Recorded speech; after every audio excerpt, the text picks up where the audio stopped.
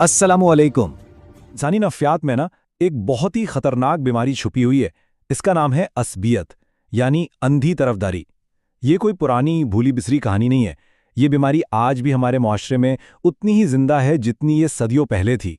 आइए जरा गहराई में जाकर इसे समझते हैं।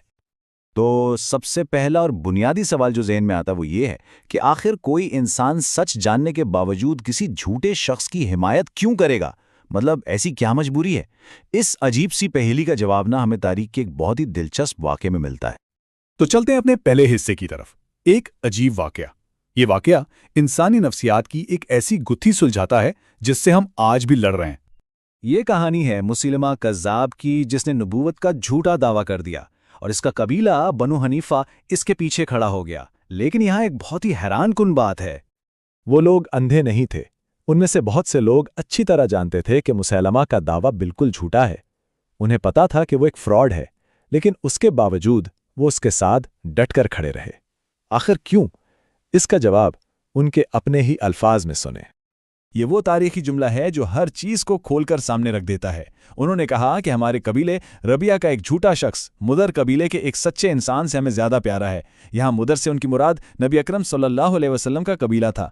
सोचें, ये सिर्फ एक जुमला नहीं था, ये एक पूरी की पूरी ज़हनियत थी जो बोल रही थी। और यहीं से हम अपने दूसरे हिस्से में दाखिल होते हैं। असबियत, एक खतरनाक बीमारी। ये जहन और रूह का एक कैंसर है। यही वो सोच है जिसे असबियत कहते हैं। एक ऐसी बीमारी जो इंसान से सच और झूठ में फर्क करने की सलाहियत ही छीन लेती है। तो आखिर ये असबियत है क्या? यूं समझें कि ये एक जहनी हालत है जहां सच को सिर्फ इसलिए ठुकरा दिया जाता है क्योंकि वो किसी बाहर वाले ने कहा है, और झूठ को सिर्फ इसलिए सीने से लगा लिया जाता है क्योंकि वो अपने किसी आदमी की तरफ से आया है। तो असल मसला क्या हुआ? इस सोच में बात कितनी ही सच्ची या गहरी क्यों ना हो, उसकी कोई अहमियत नहीं रहती। अहमियत सिर्फ इस बात की है कि ये बात कह कौन रहा है। अगर हमारा बंदा है तो सब ठीक, अगर कोई दूसरा है तो बिल्कुल गलत। तो फिर इस खतरनाक बीमारी का इलाज क्या है? यहीं से हम अपने तीसरे हिस्से की तरफ बढ़ते हैं, कुरान और सुन्नत का मेयार। इस्लाम ने इस जाहिलाना सोच को जड़ से उखाड़ने के लिए हमें एक बिल्कुल वाज़ेह पैमाना दिया है। कुरान बिल्कुल साफ कहता है कि इंसाफ पर डट जाओ, चाहे गवाही अपने वालिदैन या अपने रिश्तेदारों के खिलाफ ही क्यों ना देनी पड़े। और बरतरी का मेयार वो कबीला, ग्रोह या ख़ानदान नहीं, बल्कि तक़वा है, परहेज़गारी है। इज़्ज़त वाला वो है जो अल्लाह से ज़्यादा डरता है। और नबी अकरम सल्लल्लाहु अलैहि वसल्लम ने तो इस सोच की इतनी सख्त मज़म्मत की। एक जगह फरमाया कि जो असबियत की तरफ बुलाए वो हम में से नहीं, और एक मौके पर उसे एक बदबूदार यानी गंदी और सड़ी हुई चीज़ करार दिया। मतलब ये इतनी घिनौनी चीज़ है कि इसे फ़ौरन छोड़ देना चाहिए। तो फर्क बिल्कुल वाज़ेह है। एक तरफ जाहिलाना सोच है जो ये देखती है कि बोल कौन रहा है, और दूसरी तरफ इस्लामी उसूल है जो ये देखता है कि क्या कहा जा रहा है। एक तरफ शख्सियत परस्ती है, दूसरी तरफ हक परस्ती है। अब आते हैं आज के दौर पर। चौथा हिस्सा, आज की तरफदारी। ये मत समझें कि ये बीमारी तारीख में दफन हो गई।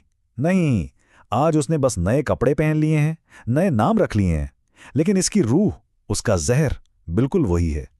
आज ये हमें मसलक परस्ती की शक्ल में नजर आती है, जहां अपने आलिम या मसलक की गलत बात का भी दिफा किया जाता है और दूसरे की सही बात को भी रद्द कर दिया जाता है। या फिर ये शख्सियत परस्ती की शक्ल में नजर आती है, जहां किसी सियासी या मजहबी लीडर की मोहब्बत में इंसान इतना अंधा हो जाता है कि उसे अपने लीडर का झूठ भी सच लगता है और मुखालिफ की सच्चाई एक साजिश।